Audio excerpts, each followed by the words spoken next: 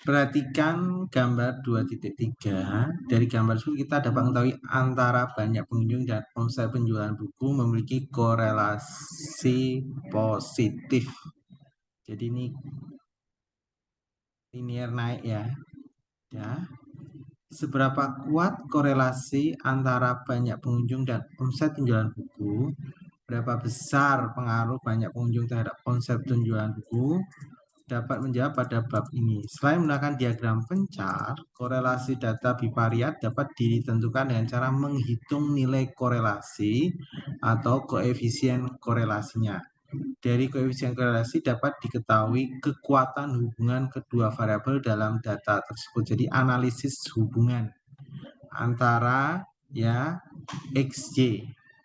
Nah, metode untuk menekan koefisien korelasi data menggunakan korelasi Pearson sama korelasi Spearman ya.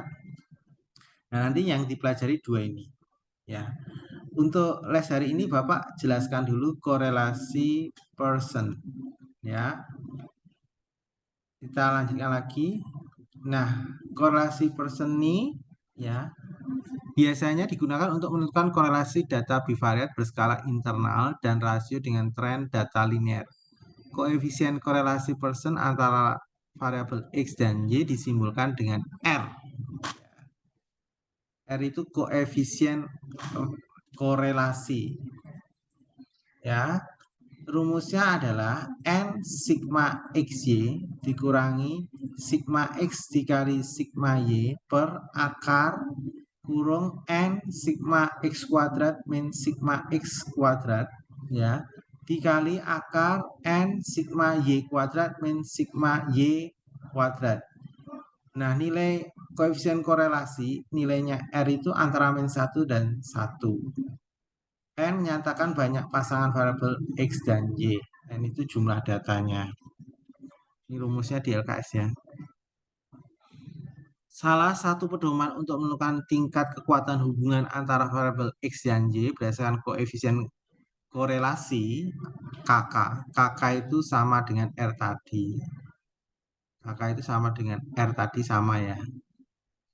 Nah, kalau nilai KK-nya min 1 atau 1, dia dikatakan sempurna. Ya. Kalau dia lemah, batasnya min 0,199 sampai 0. Atau 0,0 sampai 0,199 itu sangat lemah. Kalau dikatakan lemah itu min 0,399 sampai minus 0,2 atau 0,2 sampai 0,399. Itu lemah.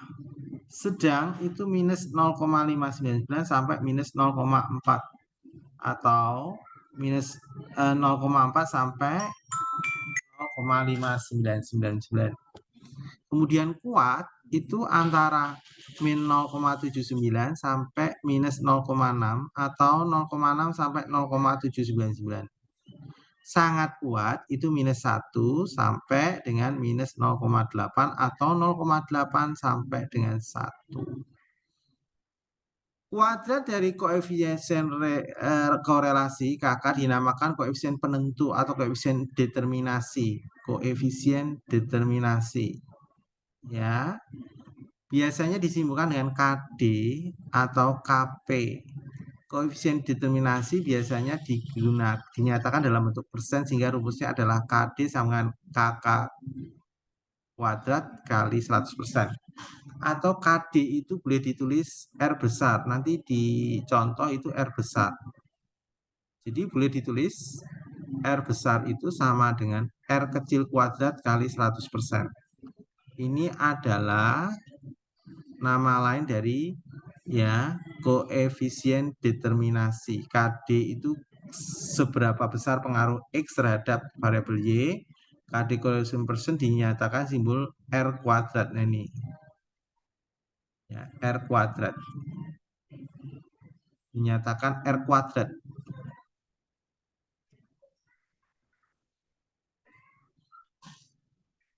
Dah, boleh di screenshot dulu.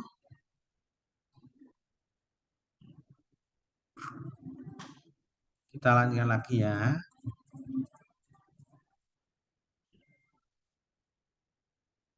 Nah, ini saya ambil dari LKS. Perhatikan nilai R korelasi beberapa data bivariat berikut pada diagram pencar berikut. Ini R-nya negatif ya. R-nya negatif. Ini turun ya. Ini N-nya positif. Nilai R-nya positif. Naik. R-nya 0. 0 itu apa namanya? Acak, sembarang. Ini R-nya positif. 0,83 positif ya. 0,57 positif. Ini R-nya minus 0,886. Ini korelasinya naik positif. Ini minus 0,48991 berarti R-nya negatif. Itu korelasinya negatif. Ya, turun ya. Naik itu R-nya positif. Kalau turun R-nya negatif. Kalau dia acak tidak beraturan itu R-nya 0. Ya. Pertanyaannya adalah diagram pencar gambar nomor 1, nilai koefisien R kan tadi gambar nomor 1, R-nya ini negatif ya. R-nya negatif. Korelasi data bivariat dia kan turun, berarti negatif. Gambar nomor 2 itu adalah nilai R-nya positif. Terus grafiknya naik.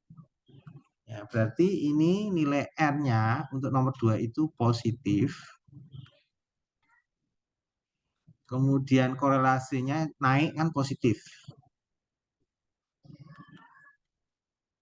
Di gambar 2. Gambar ketiga, kita lihat gambar ketiga. Gambar ketiga itu garisnya lurus kayak gini. R-nya 0 ya, R-nya 0. Berarti R-nya 0, berarti nilai R-nya adalah koefisien R-nya adalah 0. Berarti korelasi data bivariat itu tidak berkorelasi karena 0. Tidak berkorelasi. Kemudian grafik yang keempat, R-nya positif, grafiknya naik ya. Keempat, nilai koefisien R-nya positif. Ya, korelasinya juga positif naik. Positif. Kemudian grafik yang nomor 4, R-nya negatif, grafiknya turun. Berarti ini nilai koefisien R-nya negatif. Ya, korelasi datanya juga negatif. Berdasarkan tabel di atas, jawablah pertanyaan berikut. Jika R-nya lebih 0, lebih dari 0, maka kedua variabel berkorelasi positif. Iya. Lebih dari 0 itu berarti kan positif. Apakah jika R-nya sama dengan maka kedua variabel tidak berkorelasi? Iya. Sama iya. R-nya 0 itu tidak ada korelasinya. Jika R-nya kurang dari 0, berarti R-nya itu negatif, maka kedua variabel berkorelasi negatif. Iya. Nah, ini jawabannya seperti ini. Silakan di screenshot dulu.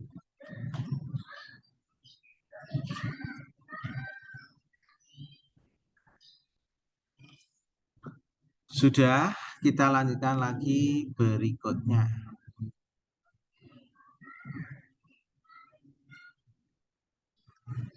Nah, ini contoh soal. Seorang manajer bisnis melakukan penelitian untuk menguji hubungan antara jumlah iklan yang dipasang tiap bulan dan penjualan. Hasilnya ditunjukkan dalam tabel berikut.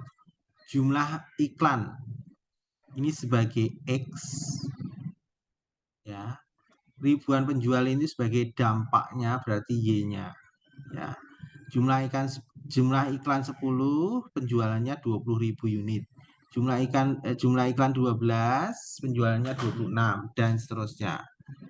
Terus pertanyaannya, hitung koefisien korelasi data tersebut. Ditanyakan R-nya. Ya, ditanyakan R-nya. Menghitung koefisien korelasi data, langkah pertama menentukan variabel bebas dan variabel terikat. Variabel bebas itu adalah menyatakan jumlah iklannya, X-nya. Variabel terikat adalah Y-nya, menyatakan penjualannya. Menentukan nilai R, banyak data, datanya ada berapa? 1, 2, 3, 4, 5, 6, 7, 8, 8 data. Kita tulis X-nya dulu. X-nya adalah 10, 12, 14, 16, 18, 20, 22, 24. Nih udah ditulis semua. Tulis Y-nya 20, 26, 32, 34, 40, 47, 49, 56 sudah ditulis semua. Terus hitung sigma X. Sigma X-nya dijumlahkan 10 tambah 12 tambah 14, 16 tambah sampai 24, 136. Sigma Y-nya berarti kan 20 tambah 26 tambah 32 tambah 34, 340, totalnya 304. Terus mencari X kuadrat. Berarti 10 dikuadratin 100. 12 dikuadratin 144. Nih.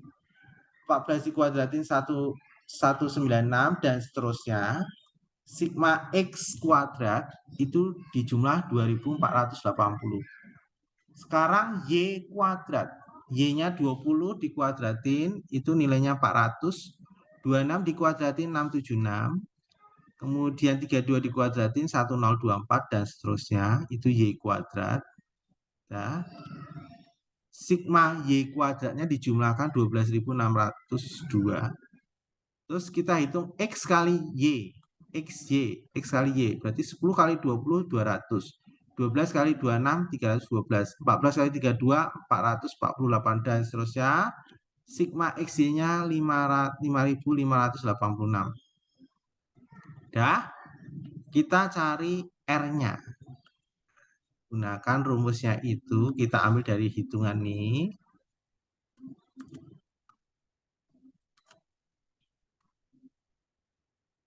Nah, rumus R-nya. Rumusnya N sigma XY 8, kan N-nya 8. Sigma XY itu ini.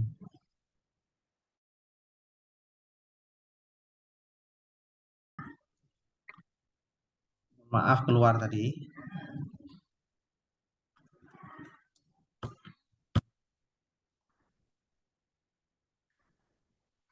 Nah, akar 8 sigma X kuadrat. Sigma X kuadrat 2480 berarti 8 kali ini. Dikurangi sigma X dikuadratin. Sigma X-nya adalah 136 dikuadratin. Dikali 8 kali sigma Y kuadrat. Sigma Y kuadrat itu 12602. Min sigma Y 304 dikuadratin. Nah ini ketemu 0,9952. Nah dari data ini udah ketemu R-nya, koefisien korelasinya adalah 0,9952. Terus pertanyaan nomor 2, jelaskan korelasi antara jumlah iklan yang dipasang tiap bulan dan penjualannya. Karena R-nya 0,9952, karena berarti R-nya lebih dari 0 atau R-nya positif, sehingga variabel X-nya berkorelasi positif. Berarti grafiknya nanti, diagram pancarnya itu grafiknya gini. Ya. Variabel X dan Y berkorelasi positif berarti X-nya makin meningkat, Y-nya makin meningkat. Begitu juga nilai X-nya makin menurun, Y-nya makin menurun. Jadi X-nya tadi kan peningkatan jumlah iklan yang dipasang tiap bulan dapat meningkatkan penjualan. Jadi kalau iklannya semakin banyak, meningkatkan penjualan. Kalau iklannya turun, menurunkan penjualan. Nih, ya. Berdasarkan nilai R-nya. R-nya kan lebih dari 0, berarti positif. Berarti grafiknya linear naik. Terus bagaimana tingkat korelase antara jumlah iklan yang dipasang tiap bulan? Ya, karena ketemu R-nya 0,9952 terletak pada interval. Jadi 0,992 itu berarti terletak pada interval ini. Tadi teorinya. Berarti tingkat korelasinya sangat kuat, tingkat korelasinya. Berarti karena dia antara 0,8 sampai 1, tingkat korelasinya sangat kuat. Artinya apa? Variabel X-nya itu berkorelasi sangat kuat. Artinya apa? tingkat korelasi antara jumlah iklan yang dipasang tiap bulan dan penjualan sangat kuat. Jadi tingkat korelasinya antara jumlah iklan yang dipasang dengan penjualan itu sangat kuat. Jadi kalau sangat kuat itu harus pasang iklan. Jadi kesimpulannya iklan itu sangat membantu dalam proses penjualan. Semakin banyak iklan terpasang, semakin banyak yang terjual. Itu secara logika ya. Secara ini perhitungannya tadi. Ya. Kita lanjutkan lagi. Boleh di screenshot juga boleh. Ini ada di LKS ya, cuma Bapak menjelaskan, baru nanti ada soal, baru kita bahas.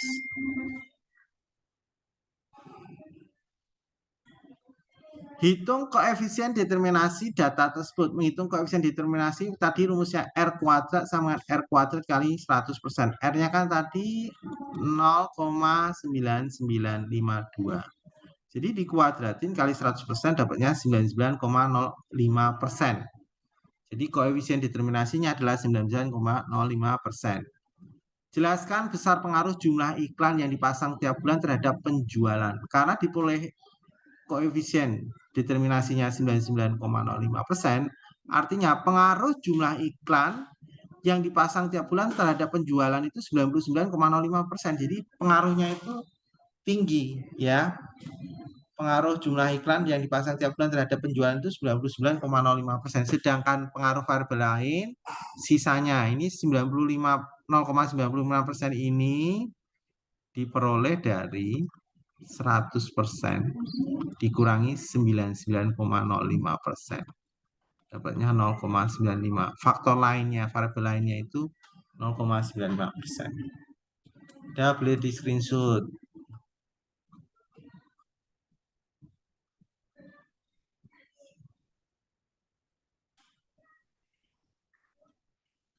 Ya, sekarang kita langsung ke soal di buku. Ini assessment 2 belum Bapak jelasin dulu. Kita teorinya dulu ya.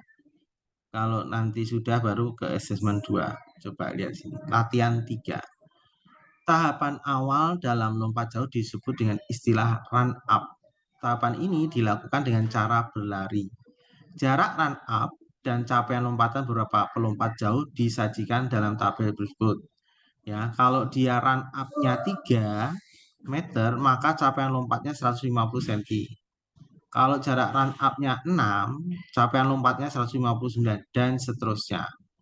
Sama pertanyaan kayak tadi, hitunglah koefisien korelasinya, jelaskan korelasi antara jarak run up dan capaian lompatan, bagaimana tingkat korelasinya, hitung koefisien determinasinya, jelaskan besar pengaruh jarak run up terhadap capaian lompatan. Berarti ini variabel bebasnya X, variabel terikatnya Y. Ya, saya tulis ini sebagai X, ini sebagai Y. X-nya adalah 3, 6. Ini tidak urut nggak apa-apa ya. 9, 6, 9. Tidak urut nggak apa-apa. Ini 150, 159, 183, 156, 186. Kita cari sigma X dijumlahkan. 3 tambah 6, 9, 9 tambah 9, 18, 18 tambah 6, 24, 24 tambah 9, berarti 33. Ya, ini 33. Sigma Y-nya 150 ditambah 159 ditambah 183 ditambah 156 ditambah 186, dihitung dapatnya adalah 834. Terus kita cari X kuadrat ya, kemudian Y kuadrat, kemudian X kali Y. X kuadrat berarti 3 dikuadratin 9. Y X kuadrat jadi 6 dikuadratin berapa? 36. 9 dikuadratin 81. 6 dikuadratin 36. 9 dikuadratin 81. Sekarang Y dikuadratin 150 dikuadratin ini 22500 ya. 159 dikuadratin ya. Itu dapatnya adalah 25281. 183 dikuadratin 33489. 156 dikuadratin 24336. Kemudian 186 dikuadratin 34596. Kita hitung sigma X kuadrat. 9, Bapak hitung ya. 9 ditambah 36 ditambah 81 ditambah 36 ditambah 81. Dapatnya 243. Kemudian Y ditambahkan sigma Y kuadrat. Kita hitung 22500 ditambah 25281 ditambah 33489 ditambah 24336 ditambah 34596. Dapatnya adalah 140202. Sekarang X kali Y. X kali Y berarti 3 kali 150, 450. 6 kali 159 itu 954. Kemudian 9 kali 183 itu 1647. Kemudian 6 kali 156 itu 936.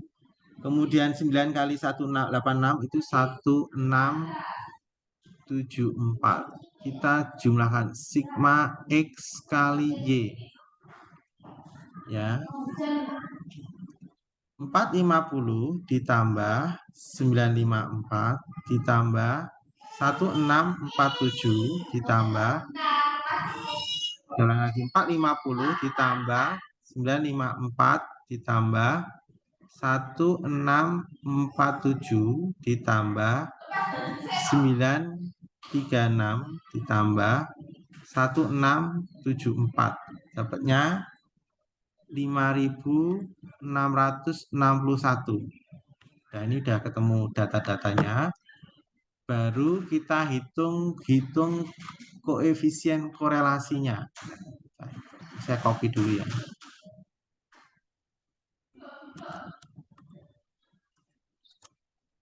Nah, saat udah ketemu ini baru kita pakai rumus R-nya.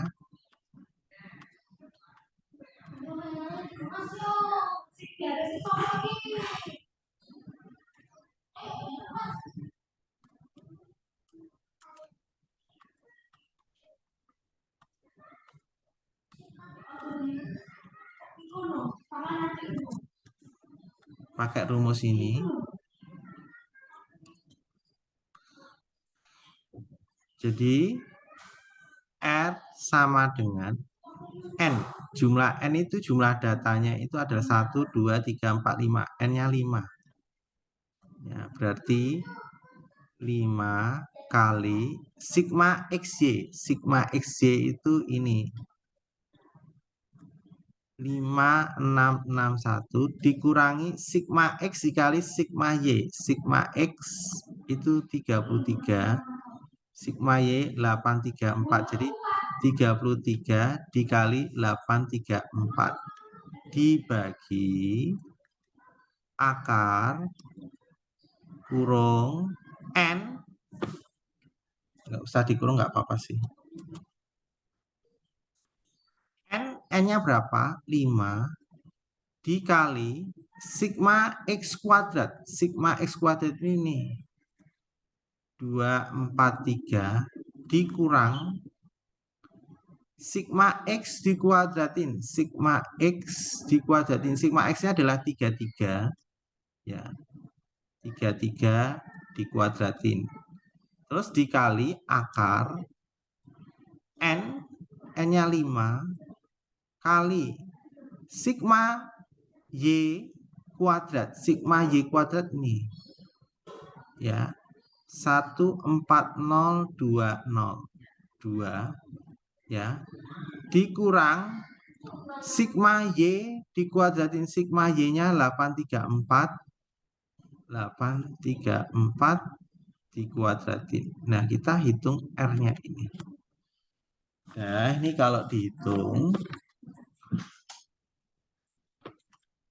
5 kali 5 ini dapatnya 28305 dikurang 27522 dibagi akar ya 12 ya 15 dikurangi 1089 dikali akar 5 kali ini 7011010 dikurangi 69556. Berarti R-nya ini sama dengan ya 783 dibagi akar 126 dikali akar 5454. R-nya adalah 783 dibagi akar ini itu 11,22 kali 73,85. Jadi ketemu R-nya sama dengan 0,9449. Ya, screenshot dulu. Ini baru pertanyaan A. Screenshot dulu.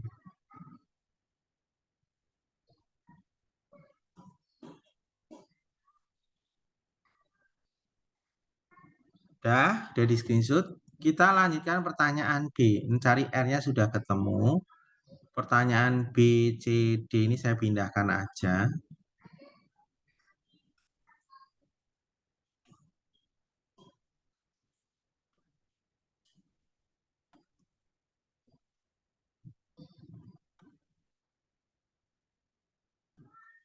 Jelaskan korelasi antara jarak run up dan capaian lompatan. Jadi di sini tadi R-nya ketemu 0,9449. Itu R-nya lebih dari 0 atau positif. Jadi artinya apa? Ya, variabel X ya berkorelasi positif. Ya, ini korelasinya positif. Artinya apa kalau korelasinya positif ya? Jadi ya peningkatan jarak run up ya dapat meningkatkan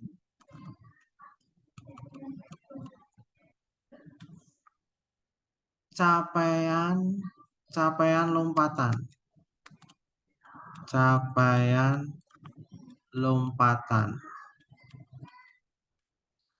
Dan sebaliknya. Sebaliknya itu maksudnya begini. Kalau jarak run up-nya itu turun, maka menurunkan capaian lompatan.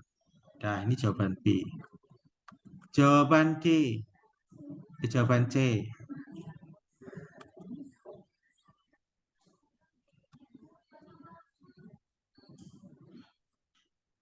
Idenya nanti dulu ya. Jawaban C bagaimana? Ya. Bagaimana tingkat korelasinya? Ya, tingkat korelasinya ini karena nilai R-nya ini adalah 0,9449, berarti R-nya ini ya. Tadi teorinya tadi gimana tadi? Ambil posisi ini. Nih.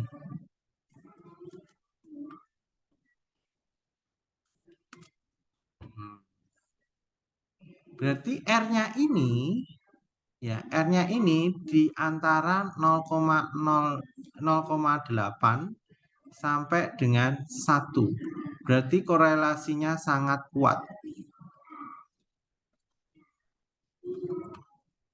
sangat kuat. Ya, hubungannya sangat kuat. Ya, korelasinya sangat, tingkat korelasinya saya tulis ya, tingkat korelasinya sangat kuat. Tingkat. Nah, silakan di screenshot dulu jawaban B sama C, screenshot dulu.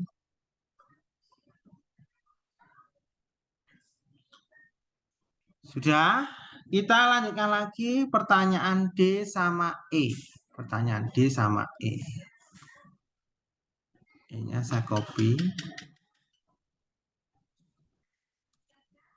Pertanyaan D sama E.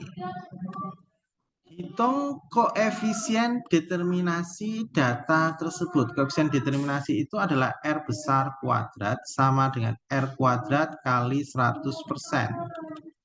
Jadi R besar kuadrat sama dengan 0,9.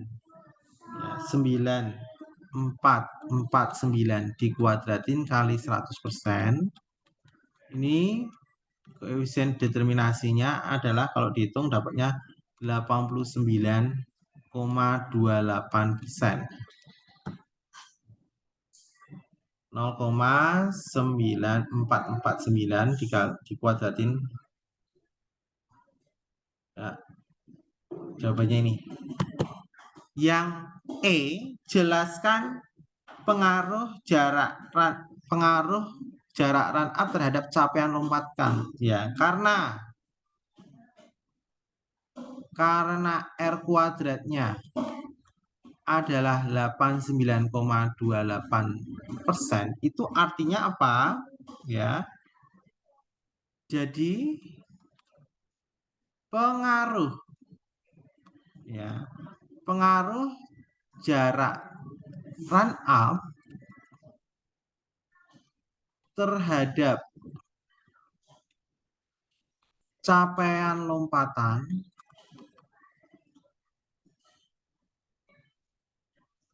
sebesar, jadi pengaruhnya itu sebesar persentasenya sebesar 89,28%. Sedangkan pengaruh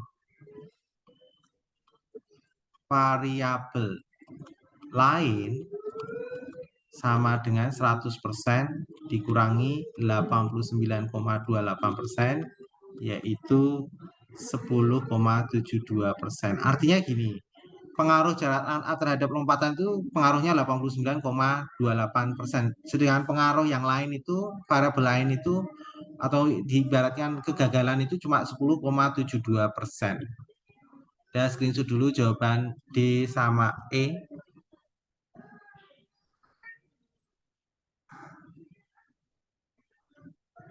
Sudah ya, udah di screenshot ya.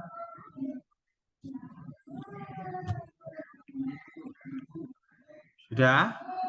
Kita lanjut soal yang kedua. Soal yang kedua.